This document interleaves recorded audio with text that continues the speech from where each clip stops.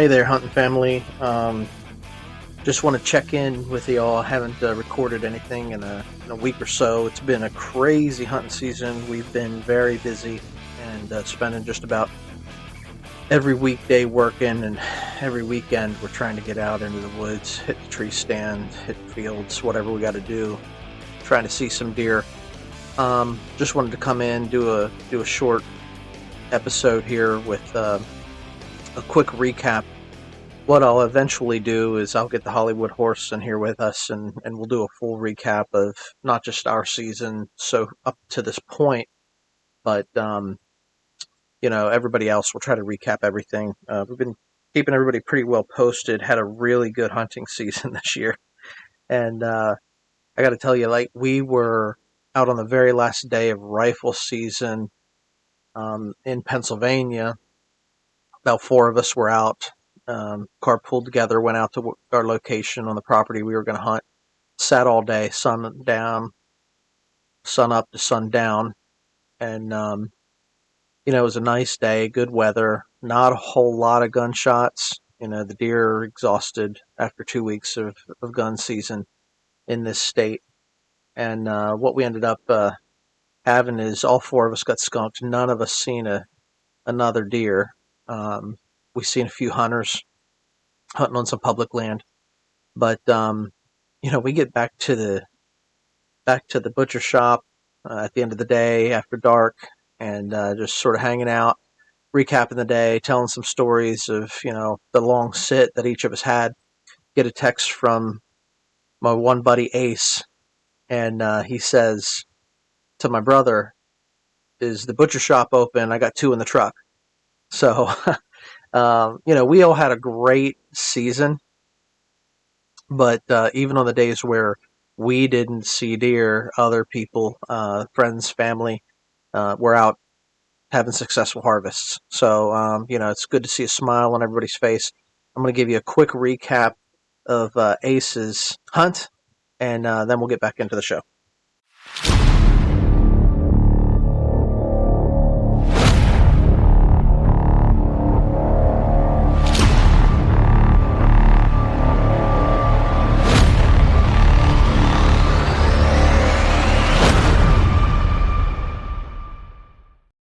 Well, that one came in at 10:47. I was sitting with my cousin.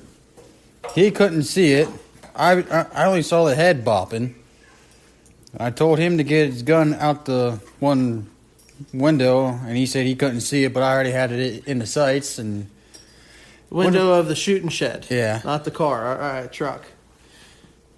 And he didn't see it, so I said, to heck with it. Clicked the safety off. She dropped. Went and gutted her, got her back to the truck. About 11 o'clock, we all went in to get food. I went back out, sat in the same spot, because I knew that they were going to come back out. He came out about 4:30, shot him about 5, and he did about the same thing. Gun went off, there was no tracking required for both of them. No tracking required. Didn't go 20. Nope, they did not. They were planted. All right, man. Well done. Here, I get food. Yeah. Thank you. Good job. Thank you.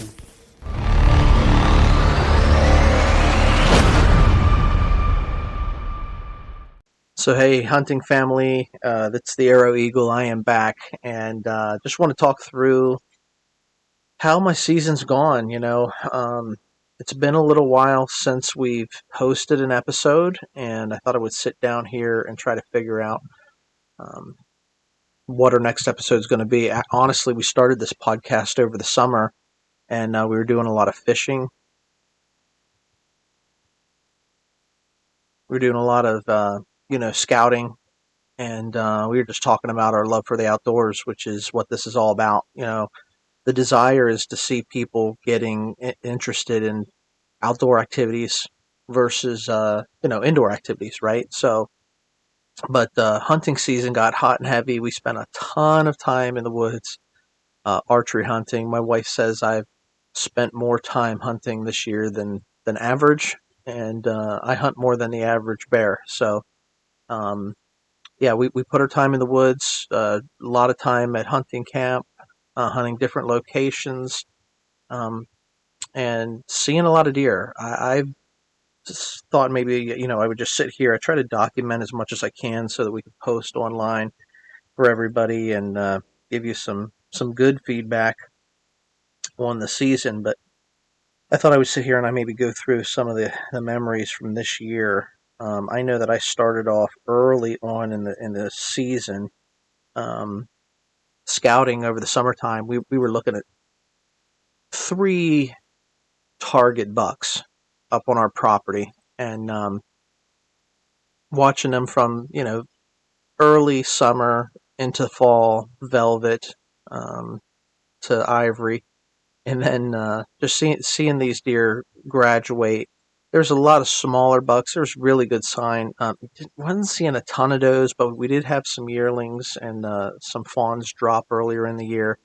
So we knew that there was some doe activity, and come the rut in archery season, that's really what you want, right? You have these bucks patterned, but you want the doe moving through, and if you got doe in the area, you know that they're going to be cruising those halls.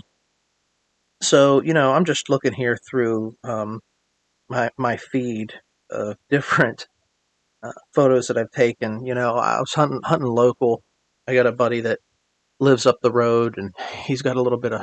It's not his land actually. It's public land, but it's his spot where he likes to hunt. And he'll take me out, and I know that there's a good sign there every year. I didn't do any scouting there this year.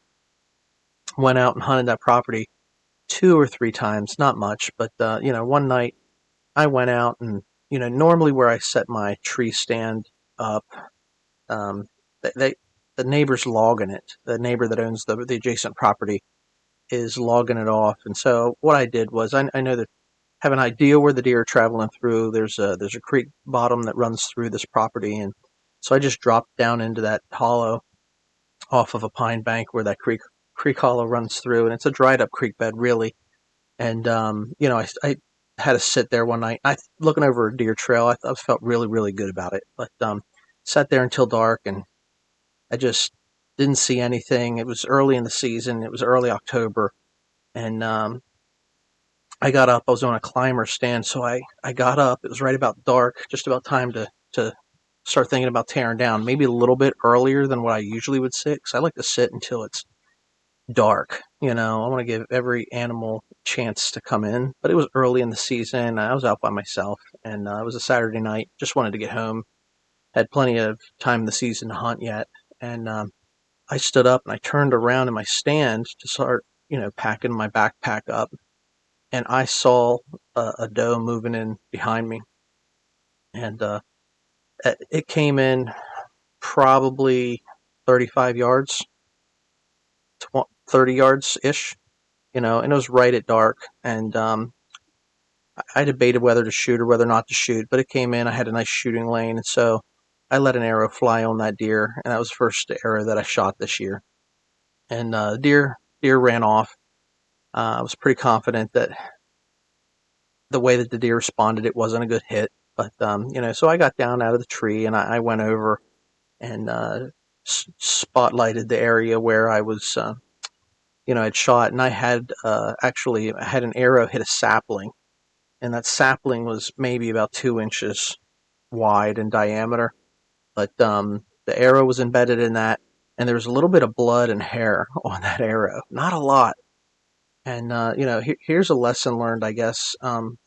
If you're going to reuse your arrows from the previous year, you want to make sure that you clean and wash your broadheads and your fletching, because when it's dark out and you're in a situation like that, I was questioning: is this hair from this year? Is that blood fresh on that arrowhead, or is that from last year? Is this just an arrow that I reused? So it may seem silly to a lot of people, but that's what I was thinking at the time. And so what I ended up doing was sort of just doing a quick circle around where find the area where the leaves were kicked up and where the deer was, and I just saw a couple of drops of blood, and I actually did hit the deer. So blood trail wasn't great, spotty at best. Trailed it for about 20 yards or so, and determined I'm going to just leave my stand. I'm going to leave my, everything in place, back out, going to give this deer a little bit of time to lay down, and I was going to come back the next day. So, the Hollywood Horse and I got him on the phone. We got a game plan together. We went out the next day and we trailed this deer, and we followed it good blood for probably, I don't know, 3 hours, and till the blood trail, died out. It looked like the deer did lay down one time. It probably hit him a little bit front, and this is a lesson. For me, it's awful anytime that we shoot an animal that we don't harvest, and I probably had a really tough time, mentally with that for the next 4 or 5 days early in the season. Really just questioning why am I why did I take that shot? I could have waited until it came closer. I could have passed on it. It was earlier in the season, but in the moment, I guess you miss 100% of the shots you don't take, and this is why we practice all summer long. So I had to reconcile that, and so we didn't find it on the day after. We went back the next day. The third day, I went to where we lost the blood, and I did a couple more circles for about 100, 200 yards, try to pick it up, see where it was, because it was in some brush, heavy, thick stuff, and I figured, after a day or two, if it had died, there would be some birds of prey circling, some sort of sign, that the deer crawled into underneath a log or something, where we hadn't found it. But there's nothing like that. So I'm convinced that that deer made it. And so I just told my buddy who hunts that property, keep an eye out. If he puts trail cams or anything, let me know, if he sees a deer that's limping. Because I think I hit it, in the front leg, probably based on the trail. So I was a little bit bummed about that. And so it really had me irritated that I had hit this deer and didn't get it. So I went to the archery shop, and there's nothing like going to the archery shop in archery season, and talk to them. And I have an old crossbow here that I haven't fired in probably about 1 or 2 years.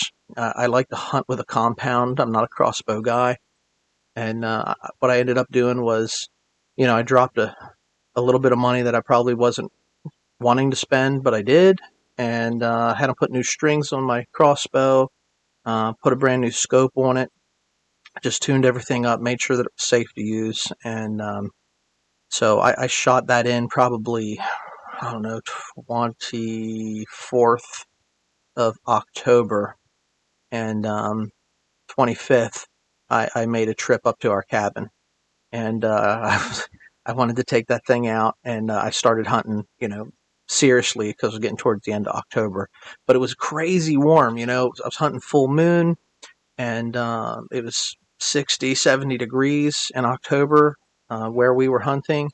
And, literally, I was walking into my tree stand in a t-shirt and shorts, and then putting on another layer once I got up to my tree, because I didn't want to be sweating getting into it. But had a young doe come through and fool around. I let some deer pass. I let a lot of deer walk this year, actually. I let that deer pass, and sure enough, it came through a little bit later in the evening, 15 yards from the tree. Wasn't a big deer. It wasn't a small deer. It was probably 2 years old, and I got doe tags to burn, so I wanted to see how the crossbow was going to handle. So I let the deer have it. I squeezed the trigger and broke the ice and drew first blood. So you can hear me talk about that story on the Arrow Eagles Draws First Blood episode that we put out. But I didn't think I hit it real good. My confidence was shaken. I was a little bit bummed about that deer earlier in the season, and but I had the Tacticam on my bow, and it's really cool when you start recording yourself. You can go back if you catch the film, and you're in a spot where you can record before you squeeze the trigger. You can go back and check the footage, and that's what we did with this deer. And I saw it run off about 60, 70 yards, and it didn't lay down. I was in my climber in that spot too, where I was. It wasn't a stationary ladder stand, so when I got out, the deer had not laid down yet, and I was still visible. So I had to take my time in getting down out of that tree, and I just wanted to let it lay down. I was certain that I had hit it good, but the fact that it didn't lay down really had me scratching my head. So I backed out and went back to cabin, and we checked the footage. And when we checked the footage, you seen it was a great hit.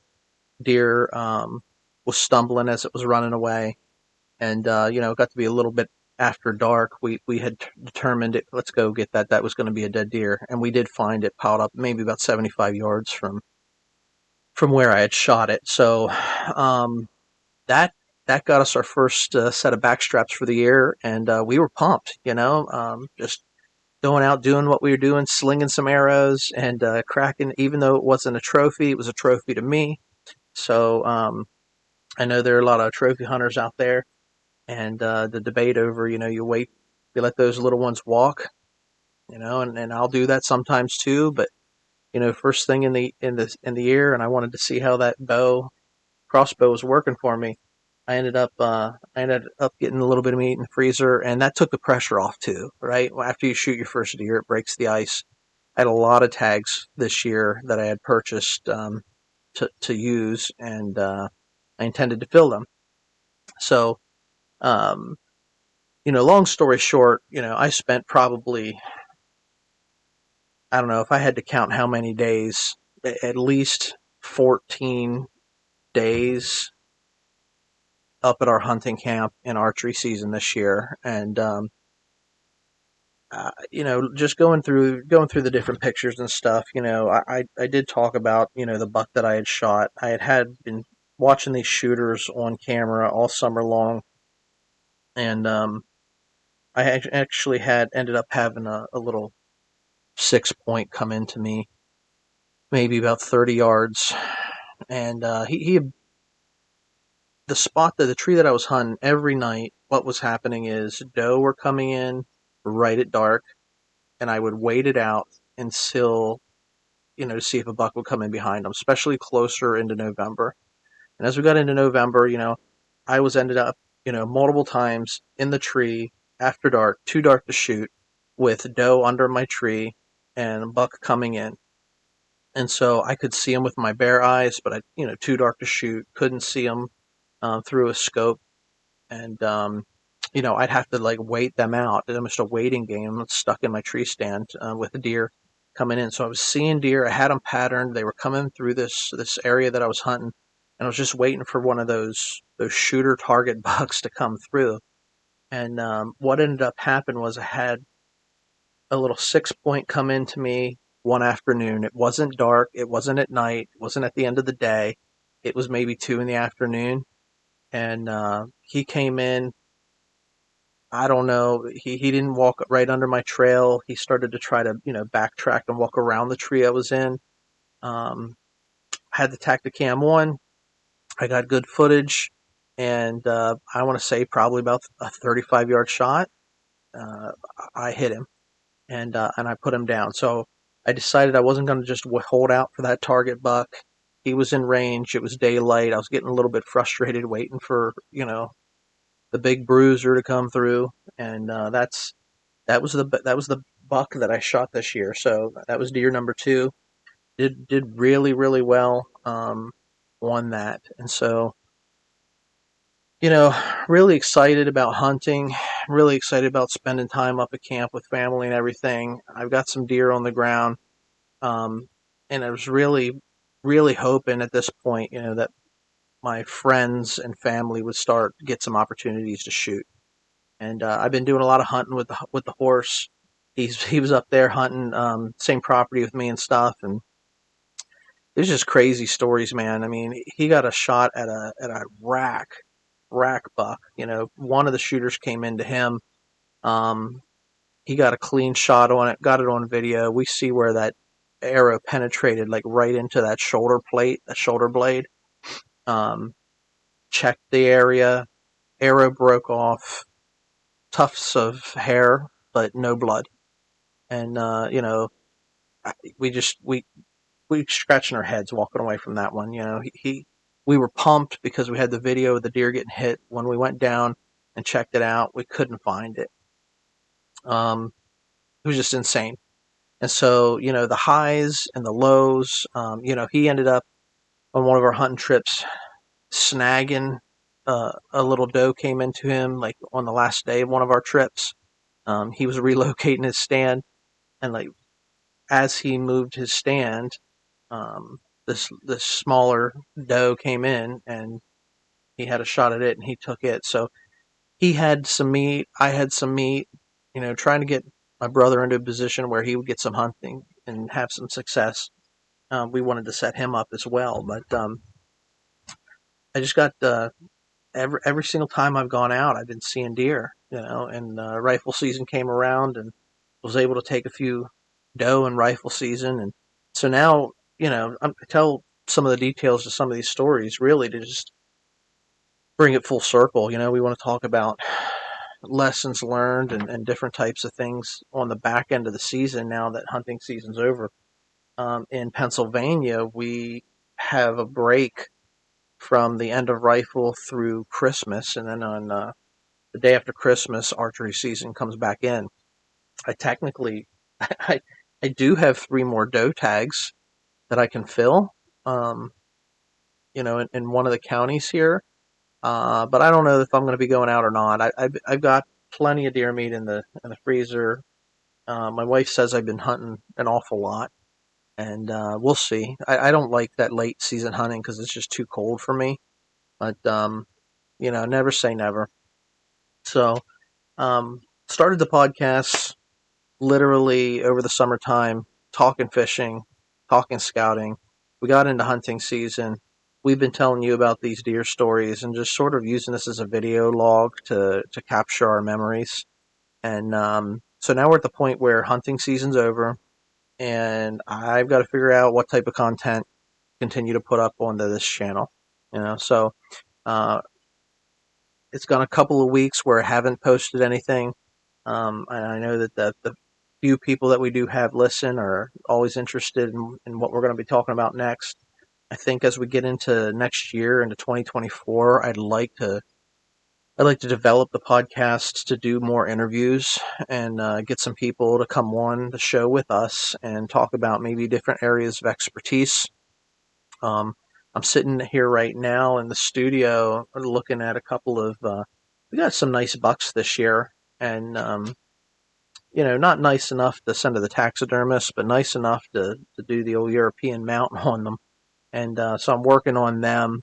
Um, it's that time of year, between hunting season ending and Christmas time. It's time to make some bologna, start making some jerky, utilizing our favorite venison recipes. I'm not a chef. I'm not a big cook. My wife is an excellent cook, but I don't do much cooking here. And but when it comes to this time of year, I spend a little bit more time in the kitchen than normal because I'm the one that makes the venison in the household. And so yeah, I'm just going to be enjoying that a little bit. So coming up with some different ideas of different podcast episodes that we can come up. I think our next episode, what I'm going to do is I'm going to touch in on with the Hollywood horse. We're going to talk about lessons learned and maybe just freestyle a little bit for you guys. But I didn't want to go too many weeks without posting something. I wanted to get you guys a little bit of information, recap some of the memories from earlier on the season. You know, the one buck that I shot, I'm looking. I got the picture all season long. I mean, it wasn't a huge antlered deer, but the body on the deer was probably one of the bigger deer I've ever shot. And so, you know, dragging that deer out, I had to call for help. Realize how out of shape you are when you got to drag a deer out of the mountain. But that's why I hunt with guys that are younger than me and better shape than me.